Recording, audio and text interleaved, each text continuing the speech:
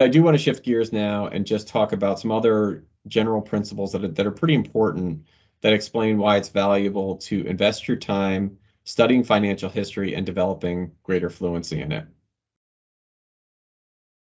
I've read quite a few books while doing the research for my book on US financial history, and there are a couple people who are just especially quotable, and I would rank John Kenneth Galbraith at the top. For those unfamiliar with him, John Kenneth Galbraith wrote a lot about the insanity of the Roaring Twenties and also the misery of the Great Depression that followed.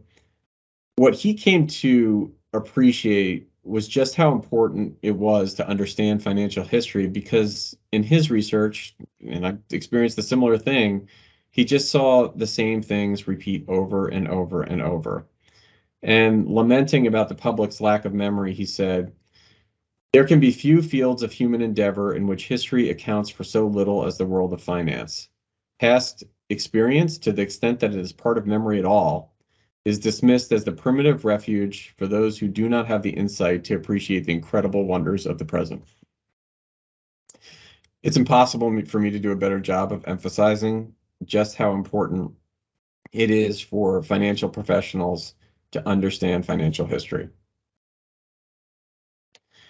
During my research, I also jotted down a few important principles that I've learned, and I'm going to share 4 of these with you. The first is that financial markets are shaped by simple but very powerful forces that remain stable for long periods of time and much longer than the human attention span and often the human lifespan. These forces include things like war and peace, the rise and fall of empires, natural disasters like pandemics that we're experiencing right now or near the end of right now, major earthquakes, things like that, shifts in monetary and fiscal policy regimes, and speculative manias and crashes, which are probably the most frequent. The second principle is that the consequences of periodic shifts in these forces are only evident to those who witnessed or studied comparable events in the past. You can see this in the following graphic, which shows the number of people alive today who were at least 22 years old at a reasonable level of maturity during past years. You can see that most Americans today remember the global financial crisis. And this was very important because it was that memory that allowed the public to accept and the Federal Reserve and the federal government to move so quickly in response to COVID-19. As you go back in time, there are less Americans but still a lot who remember the dot-com mania and crash. But this is important because a lot of people don't remember it, and you did see some of the same things happening over the past 2 years. Go back a little further, and there are fewer people that remember the end of the Great Inflation, which is when Paul Volcker tightened monetary policy to a level that Americans never before experienced. And this is important because it's the reason why a lot of people were caught off guard with what the Fed is doing right now. They just had never experienced something like that before. Go back a little further, and there's hardly anybody that remembers the mistakes that led to the Great Inflation in the late 1960s. And this is critically important, and we'll talk a lot more about it in the second class. It's critically important to understand this period because it's what the Fed is trying to avoid right now, but there are very few people out there that remember that this even happened. And finally, and most importantly, if you rewind all the way back to the early 1900s, there's nobody alive that remembers the 2 most critical events that explain what happened over the past 2.5 years. These events happen to be the ones you just reviewed, which is the onset of World War I and the post-World War I Great Influenza inflation. It is only people who study financial history that can piece all of this together.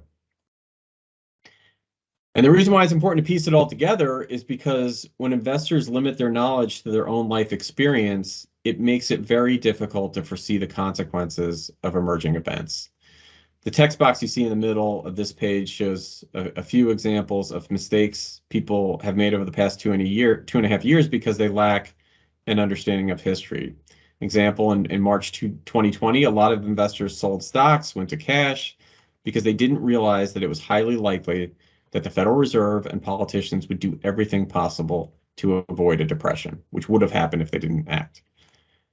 Another example is in the summer of 2021, the Federal Reserve actually mislabeled post-COVID inflation as a, quote, transitory event at least in my opinion, because they didn't appreciate that the same thing happened in 1919 and 1920, but it would take aggressive Fed action to reverse it. And then another example is many investors today continue to underestimate the commitment of the Fed, although I think more and more people are starting to take it seriously. But there are people that are still underestimating the commitment of the Fed to tame inflation because they mistakenly think that conditions that allowed them to be dovish over the past 40 years just don't exist right now.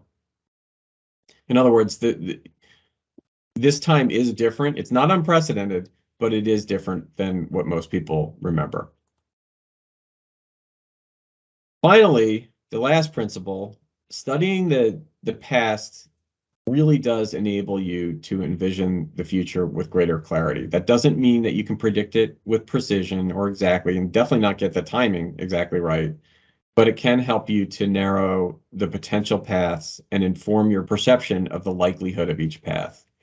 Included in this page is just essentially my track record and experience with using financial history to forecast what would happen over the last year and a half. It's not perfect. I've made mistakes too, and I certainly, some of the timing actually worked out pretty close, but some of that's luck. But it does give you a sense of knowing the history, particularly of the World War I period, was a very powerful